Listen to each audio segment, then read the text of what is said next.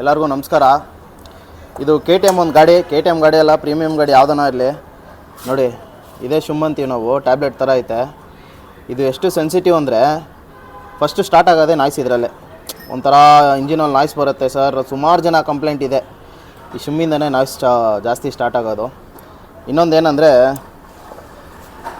ಇದು ಹೊಸ ಹೆಡ್ಡು, ಹಳೆ ಹೆಡ್ಡು ಫುಲ್ ಹೋಗ್ಬಿಡೈತೆ, ಸೀಸ್ ಆಗಿಬಿಟ್ಟು. ಗ್ರೂ ಇರುತ್ತೆ, ಈ ಗ್ರೂವಲ್ಲಿ ಆಯಿಲ್ ಸರ್ಕ್ಯುಲೇಷನ್ ಆಗುತ್ತೆ. ಇದರಲ್ಲಿ ಗ್ರೂ ಎಲ್ಲ ಫುಲ್ಲು ಕಂಪ್ಲೀಟ್ ಕ್ಲೋಸ್ ಆಗ್ಬಿಡೈತೆ, ಆಯಿಲ್ ಸರ್ಕ್ಯುಲೇಷನ್ ಇಲ್ಲ, ಸೀಸ್ ಆಗ್ಬಿಡೈತೆ. ಅದೇ ಥರ ಇದರಲ್ಲಿ ನೋಡಿ, ಹೊಸದಿದು ಎಷ್ಟು ನೀಟಾಗೈತೆ ನೋಡಿ.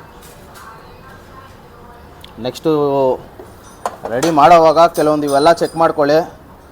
ಯಾಕೆಂದರೆ KTM ಇಕ್ಕೋಬೇಕಂದ್ರೆ ATM ಕಾರ್ಡ್ ಜೊತೆನೂ ಇಕ್ಕೋಬೇಕು, ಅಂಥ ಎಕ್ಸ್ಪೆನ್ಸಿವ್ ಗಾಡಿ ಇದು.